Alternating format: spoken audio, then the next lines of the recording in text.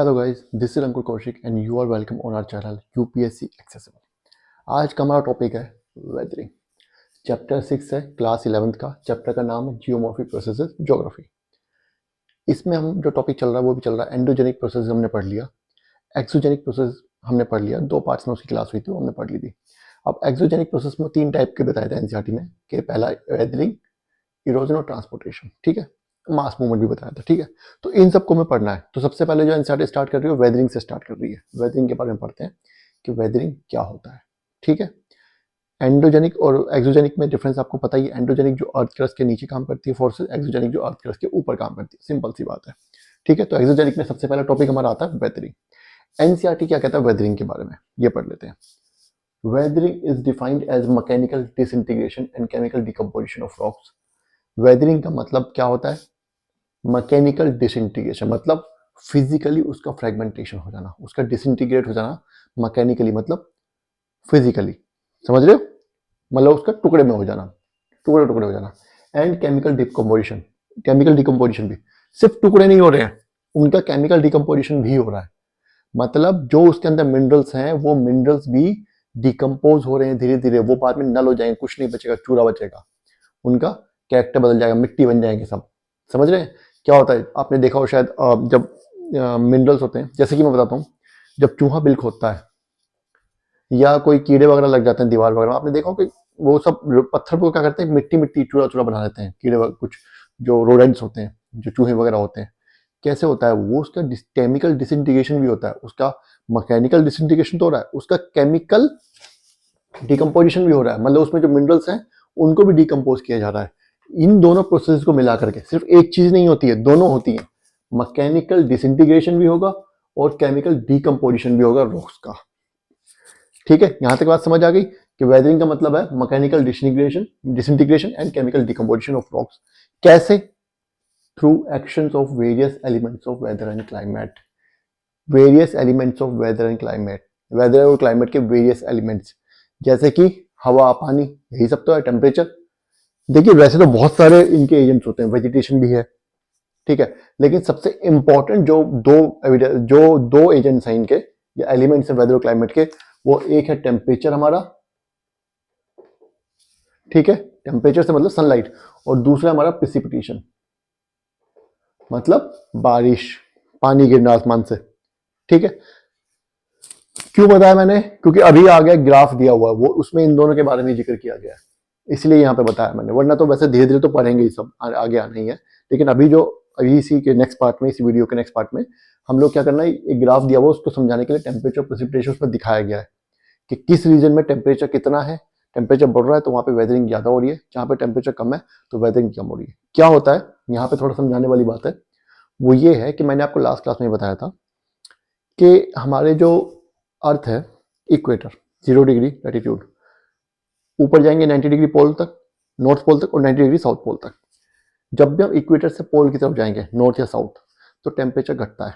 Equator पे temperature generally maximum रहता है, ठीक है, टेम्परेचर मैक्सिमम रहता है, और ऊपर की तरफ टेम्परेचर कम रहता है।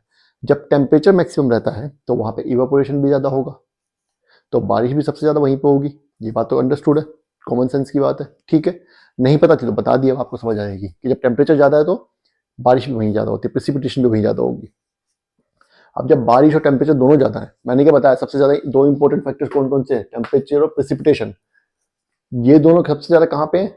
इक्वेटर पे। तो इक्वेटर पे ही सबसे ज्यादा वेदरिंग होती है। सबसे ज्यादा जो एक्सोजेनिक जियोमॉर्फिक प्रोसेसेस जो काम करते हैं वो इक्वेटर पे ही करते हैं, ध्यान रखना। पोल पे सबसे कम करेंगे क्योंकि वहां पे टेम्परेचर भी कम है और प्रिसिपिटेशन भी कम होती है। समझ रहे?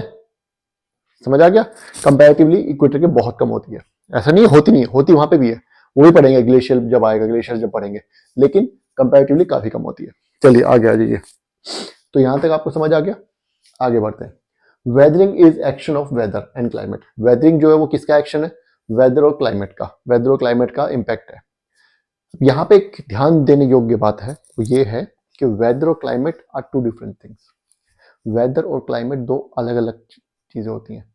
वेदर होता है डे टू डे, टेम्परेचर कितना है, मौसम कैसा है एक दिन में। अब कहते हैं ना कि दिन में आज धूप हो गई, फिर शाम को बारिश जैसा मौसम हो गया, घटा भी हो गई, या ठंड भी होगी। तो वेदर जो हर घड़ी बदलता रहता है, वेदर डे टू डे कैसा हमारा मौसम है उसके बताता है। क्लाइमेट क्या होता है, लॉन्ग टर्म में वेदर कैसा रहता है। जैसे कि इंडिया में लॉन्ग टर्म में पूरे साल में जो वेदर डिफाइन करता है वो कैसा रहता है, मॉनसून।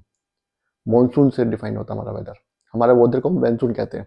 ठीक है, जो ऊपर पोल से कंट्रीज है वहां पे क्या होता है, वहां पे क्या बोलते हैं उनको, टुंड्रा, मतलब बहुत ज्यादा ठंड पड़ती है वहां पे। फिर उसके नीचे क्या आएगा, इस तरीके से फिर डेजर्ट और सेमी डेजर्ट एरिया, उसके बाद अभी पढ़ाऊंगा बताऊंगा। ठीक है, तो कहने का मतलब ये है कि वेदर और क्लाइमेट जो है, वेदर और क्लाइमेट का डिफरेंस मैंने बता दिया आपको, प्रॉपर डेफिनेशन इनकी दे दूंगा वीडियो बना करके, टेंशन मत लेना। ठीक है, वेदर शॉर्ट टाइम जो मौसम होता है, शॉर्ट टर्म जो क्लाइमेट होता है उसको वेदर बोलते हैं, और लॉन्ग टर्म वेदर जो होता है उसको क्लाइमेट बोलते हैं। बता दूंगा, आप टेंशन मत लीजिएगा।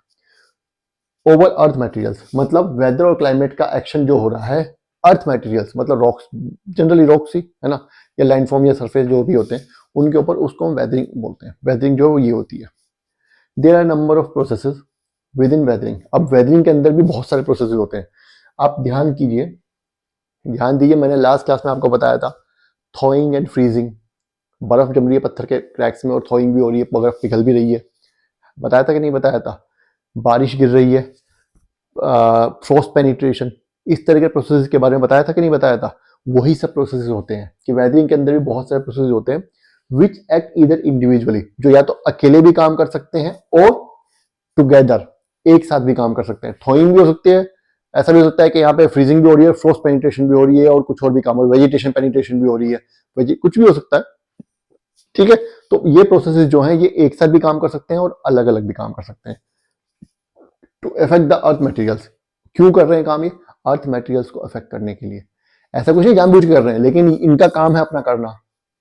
पानी गिरेगा तो पत्थर पे, सेडिमेंट्स को घोलेगा अपने अंदर लेके जाएगा, उसका तो वो नेचर है। लेकिन उसमें क्या होता है, उसमें बेचारा वेदरिंग स्टार्ट हो जाती है रॉक्स की। ठीक है, earth materials in order to reduce them to fragmental state. कैसे? अर्थ मटेरियल्स का फ्रेगमेंटेशन करने के लिए, अर्थ मटेरियल को अफेक्ट करता है in order to reduce them, उनको रिड्यूस कर देता है कहाँ? फ्रेगमेंटल स्टेट में, छोटे छोटे फ्रेगमेंट्स में। एक इतना बड़ा पत्थर, इतनी बड़ी चट्टान टुकड़ों में आकर के नीचे जमा हो जाती है, समझ रहे हैं? वेदरिंग में टुकड़ों में जमा हो जाती है, टुकड़े हो जाते हैं, उसके छोटे छोटे फ्रेगमेंटल स्टेट में जाती है। जो फ्रेगमेंटल स्टेट में आ जाएगी, फिर वो दूसरे जियोमॉर्फिक एजेंट जो उसको ट्रांसपोर्ट करके कहीं और ले जाएंगे, तब उसका इरोजन भी हो जाएगा। तो वेदरिंग के बाद ही जनरली इरोजन होता है। ठीक है, चलिए, very little or no motion of materials takes place in weathering. ये वेदरिंग की खास बात है कि जो मटेरियल है उसका कोई ट्रांसपोर्टेशन नहीं होता, उसमें कोई मोशन नहीं होता, या होता भी तो बहुत छोटा मोटा, नाम मात्र के बराबर। जैसे मानिए पत्थर है, ये टूट के ऐसा हो गया या इधर से इधर आ गया 1-2 इंच, इससे ज्यादा मूवमेंट नहीं होती वेदरिंग में। ठीक है, इसीलिए इसको इन सीटू या ऑन साइट प्रोसेस, मतलब वहीं के वहीं जिस जगह पे रोक है उसी जगह पे उसका डिसइंटीग्रेशन हो रहा है। समझ आ रहा है यहां तक? तो इसीलिए वेदरिंग जो है इन सीटू प्रोसेस है या ऑन साइट प्रोसेस है। ये बात आप ध्यान रखेंगे, ये बात ध्यान रखना हमेशा। ठीक है, तो ये यहां तक कवर क्लियर हो गया। अब हम जंप करते हैं इसके नेक्स्ट पार्ट की तरफ।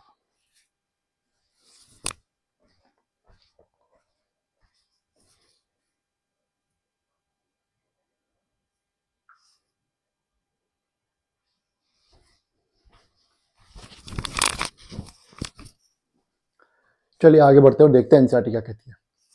Weathering processes are condition by many geological, climatic, topographic and vegetative factors. अभी कह रहा है कि वेदरिंग प्रोसेसेस जो हैं, अलग अलग तरह की वेदरिंग होती है, वेदरिंग प्रोसेसेस वो किस चीज पे, उनको क्या क्या कंट्रोल करते हैं? बहुत सारे फैक्टर्स उनको कंट्रोल करते हैं। ठीक है, और वो फैक्टर्स कौन कौन से हैं? पहला इन्होंने बताया जियोलॉजिकल, मतलब अर्थ के सरफेस से रिलेटेड। जियो मतलब अर्थ, अर्थ के सरफेस से रिलेटेड। यहाँ पे बेसिकली किसके बारे में बोलना चाह रहा है? ये बोलना चाह रहा है रॉक का या जो भी मटेरियल है उसका स्ट्रक्चर कैसा होगा, समझे? हार्ड होगा या सॉफ्ट होगा, केमिकल में क्यों, कौन से केमिकल से रिएक्ट करता होगा, वाटर में सोल्यूबल होगा कि नहीं होगा। ठीक है, तो ये सब जियोलॉजिकल में आएगा। समझ आ गया? नेक्स्ट बोल रहा है क्लाइमेटिक, अगेन वही टेम्परेचर और प्रेसिपिटेशन का रोल आ गया यहाँ पर। मेन तो यही होता है, विंड भी आती है लेकिन विंड भी टेम्परेचर पे डिपेंड करती है, तो टेम्परेचर और प्रेसिपिटेशन और विंड कह सकते हैं मेनली। ठीक है, तीसरा आ गया टोपोग्राफिक, ऑल्टीट्यूड, पहाड़ है या पठार है, नदियां हैं या नहीं है, गॉर्जेस है या खाई है, वैली है, उस चीज पे भी डिपेंड करता है ना, देखा था ना हमने। तो टोपोग्राफिक। एंड फोर्थ आ गया वेजिटेटिव फैक्टर्स। पढ़ाइए वेजिटेटिव के बारे में। वही जड़ें अगर क्रैक्स में जाएंगी तो उनको बांध भी सकती हैं, और क्रैक्स में जाएंगी तो उनको तोड़ भी सकती हैं और ज़्यादा पत्थरों को। ठीक है, तो भाई ये सब फैक्टर्स हैं, इनके ऊपर वेदरिंग प्रोसेस डिपेंड करते हैं। ये चारों फैक्टर्स मिल करके, ठीक है, ये वेदरिंग प्रोसेस को कंट्रोल करते हैं। नेक्स्ट क्या बोल रहा है, climate is of particular importance. इन चारों में भी क्लाइमेट सबसे ज्यादा इंपॉर्टेंट है, बाकी सब तो इंपॉर्टेंट है ही, लेकिन क्लाइमेट सबसे ज्यादा इंपॉर्टेंट है। समझ आ गया? चलिए आगे बढ़ते हैं। Not only weathering processes differ from climate to climate. अब ये कह रहा है कि हर क्लाइमेट में वेदरिंग प्रोसेस डिफर करते हैं, ये तो हमने पढ़ा ही था। अभी एग्जांपल दिया था मैंने आपको कि इक्वेटर पे वेदरिंग ज्यादा होती है, पोल्स पे कम होगी। बीच में जैसे जैसे आता जाएगा वैसे वैसे वेदरिंग कम ज्यादा होती जाएगी। ठीक है ना, जैसे जैसे टेम्परेचर कम होता जाएगा, पोल्स की तरफ बढ़ेंगे, वैसे वैसे वेदरिंग कम होती जाएगी, और पोल पे जब हम पहुंच जाएंगे तो वेदरिंग बिल्कुल ना, मतलब मिनिमम होती है। ठीक है, तो climate to climate weathering process को डिफरेंट करती हैं, बट उनकी डेप्थ भी डिफरेंट करती है ऑफ वेदरिंग मेंटल। मतलब वेदरिंग किस हद तक हो रही है, वेदरिंग कितनी ज्यादा हो रही है, कम हो रही है। Climate to climate weathering process तो डिफर करेंगे ही, उनकी इंटेंसिटी भी डिफर करेगी, उनकी डेप्थ भी डिफर करेगी, कितनी ज्यादा वेदरिंग हो रही है। मतलब अगर मान लीजिए पोल पे 100 साल लगते हैं किसी पत्थर को डिसइंटीग्रेट करने में, तो इक्वेटर पे 6 महीने का काम है, ऐसा हो सकता है ना। ठीक है, और प्रोसेस भी अलग अलग है, क्योंकि बहुत सारे प्रोसेस फिर काम पे लग जाते हैं। जहां पे वेदरिंग ज्यादा होगी, यहाँ पे क्लाइमेट और प्रेसिपिटेशन फेवरेबल होंगे, वहां पे वेदरिंग फिर और ज्यादा एक्टिव हो जाते हैं, और ज्यादा प्रोसेस भी एक्टिव हो जाते हैं। वेदरिंग के एक साथ कई प्रोसेसेस चलते हैं, ये बात ध्यान रखिएगा, ये भी बताऊंगा अभी थोड़ी देर में। ऐसा नहीं है कि एक तरह की वेदरिंग प्रोसेस चल रहा है। ठीक है, वेदरिंग प्रोसेस चल रहा है, कई तरह के वेदरिंग प्रोसेस एक साथ चलते हैं, अभी बताऊंगा आगे। Not only weathering process differ from climate to climate but also the depth of weathering mantle. चलिए next, there are 3 major groups of weathering processes. Weathering processes के 3 ग्रुप्स होते हैं, कौन कौन से? पहला केमिकल वेदरिंग प्रोसेसेस, दूसरा फिजिकल और मैकेनिकल वेदरिंग प्रोसेसेस, तीसरा बायोलॉजिकल वेदरिंग प्रोसेसेस। मैंने बोला ना, क्या बताया आपको यहाँ पे कि not only weathering but also depth of the weathering mental, कि एक साथ कई प्रोसेसेस काम करते हैं वेदरिंग पे। कैसे, बताता हूँ आगे। Very rarely does any one of these process ever operate completely by itself. Complete ऐसा नहीं है कि कोई प्रोसेस स्टार्ट हुआ, फिजिकल प्रोसेस स्टार्ट हुआ और वो ही पूरा वेदर कर दे एक रोग को, नहीं, बाकी प्रोसेस भी काम करते हैं। अगर फिजिकल चल रहा है तो केमिकल भी काम करेगा, बायोलॉजिकल भी काम करेगा, लेकिन फिजिकल का रोल सबसे ज्यादा होगा, इसीलिए उसको फिजिकल वेदरिंग वहां पे बोला जाएगा कि इस रोग को physical weathering, by the way of physical weathering this रोग हैज बीन डिसइंटीग्रेटेड। क्यों? क्योंकि फिजिकल वेदरिंग का रोग सबसे ज्यादा है, रोल सबसे ज्यादा है, डोमिनेंस है, लिखा है यहाँ पे। But quite often A dominance of one process can be seen. एक प्रोसेस की डोमिनेशन होती है, कहीं पे केमिकल वेदरिंग की ज्यादा डोमिनेंस होगी, कहीं पे फिजिकल वेदरिंग की डोमिनेंस होगी, कहीं पे बायोलॉजिकल वेदरिंग की।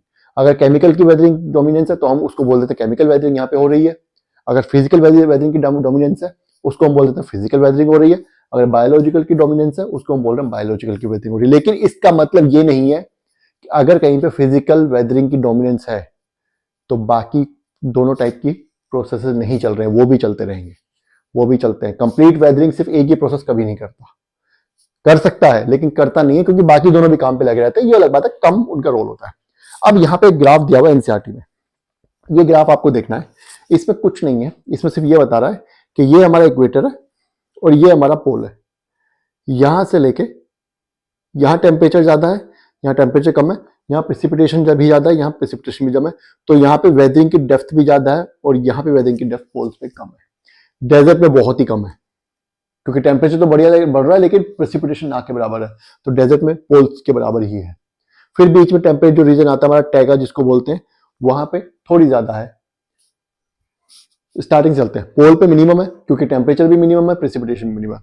टैगा रीजन जो है हमारा, पोल जो होता है हमारा टुंड्रा में आता है, जो पोलर रीजन होता है वो टुंड्रा में आता है, ठीक है, उसके आसपास का रीजन। फिर हमारा टैगा आता है, वहां पे टेम्परेचर थोड़ा सा ज्यादा होता है पोलर रीजन से, वहां पे वेदरिंग थोड़ी ज्यादा और प्रेसिपिटेशन भी थोड़ी सी ज्यादा होती है, तो वहां पे वेदरिंग थोड़ी बढ़ रही है। फिर डेजर्ट रीजन में टेम्परेचर तो ज्यादा होता है लेकिन प्रेसिपिटेशन कम होती है, तो वहां पे वेदरिंग फिर दोबारा कम हो जाती है, पोल के बराबर हो जाती है। और फिर हमारे इक्वेटर पे आते हैं तो वहां पे तो वेदरिंग बढ़ रही है क्योंकि वहां पे टेम्परेचर भी बढ़ रहा है और प्रेसिपिटेशन भी बढ़ रहा है। अलग अलग उनको वो दे रखा है, अलग अलग मिनरल जोन्स के बारे में देखा है, तो ये आप देख सकते हैं एक बार। लेकिन इस ग्राफ का जो आइडिया, मेन क्रक्स ये है कि इक्वेटर पे वेदरिंग ज्यादा होती है क्योंकि प्रेसिपिटेशन और टेम्परेचर ज्यादा है, और पोल पे कम होती है ठीक है, यही आपका क्रक्स है, इसको बार बार आप देखिएगा, आपको समझ आ जाएगा। नहीं समझ आएगा कमेंट कीजिएगा, फिर दोबारा एक बार ग्राफ बना करके यहीं पर समझा दूंगा। ठीक है, तो ये टॉपिक है, खत्म हो गया, वेदरिंग खत्म हो गया। अब वेदरिंग की जो 3 टाइप्स हैं, केमिकल, फिजिकल, बायोलॉजिकल, ये स्टार्ट होने वाले हैं। अगला जो हमारा टॉपिक है वो कौन सा है, केमिकल वेदरिंग प्रोसेस। तो इनको मैंने एक ही क्लास में नहीं करवाया, वैसे ज्यादातर लोग क्या करते हैं एक ही क्लास में करवाते हैं, वेदरिंग भी, केमिकल भी, फिजिकल भी, बायोलॉजिकल भी, लेकिन बहुत सारा होच पोच हो जाएगा, बहुत कंजेस्टेड हो जाएगा, कॉम्प्लेक्स हो जाएगा आप लोगों के लिए। आपको मन है एक ही दिन में सारी वीडियो देख लीजिएगा, ठीक है, वो आपकी इच्छा है, लेकिन मैं क्या करूंगा, अलग अलग वीडियो में करूंगा, क्योंकि हर तरह के स्टूडेंट्स होते हैं, किसके पास टाइम है, किसी के पास नहीं है। तो ये वीडियो हम यही खत्म करते हैं वेदरिंग की। अब केमिकल वेदरिंग हम नेक्स्ट वीडियो में स्टार्ट करेंगे। ठीक है, तो तब तक आप वीडियो बार बार देखिए, कुछ समझ ना आए तो कमेंट कीजिए और लाइक और सब्सक्राइब भी कीजिए। Thank you.